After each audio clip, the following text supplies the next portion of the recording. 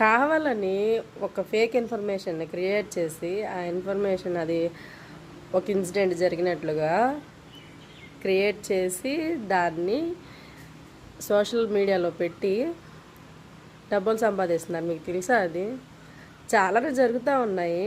కానీ ఒక మైన్యూర్ మిస్టేక్స్ని కూడా కావాలని మిస్టేక్స్ని పెట్టి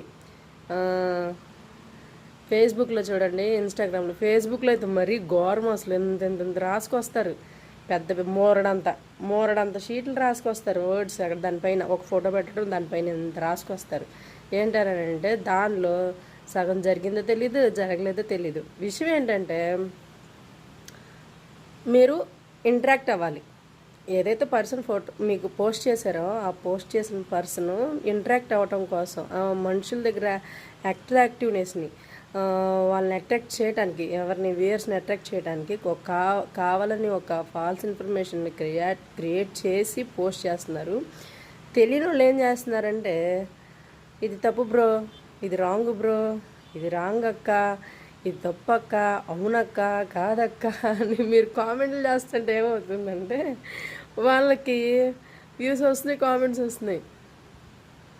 అది రాంగ్ అని నీకు తెలిసినప్పుడు ఏం చేయాలంటే, ఇట్లాంటివి తగ్గించాలనంటే ఏం చేయాలంటే, మీరు అక్కడికి వెళ్ళి పోస్టులు పెట్టడం, కామెంట్లు చేయటం, షేర్లు చేయటం, లైక్లు చేయటం కాదు, చూసి చూడకుండా వదిలేయటం. లేదని అంటే రికమెండ్ చేయొద్దు, కుదిరితే బ్లాక్ చేయటం. లేదని అంటే రికమెండ్ చేయొద్దని, అట్లాంటి వీడియోస్ సజెస్ట్ చేయొద్దని కింద ఆప్షన్స్ ఉంటాయి కదా, ఆ ఆప్షన్స్ సెలెక్ట్ చేసుకుని వదిలేయటం.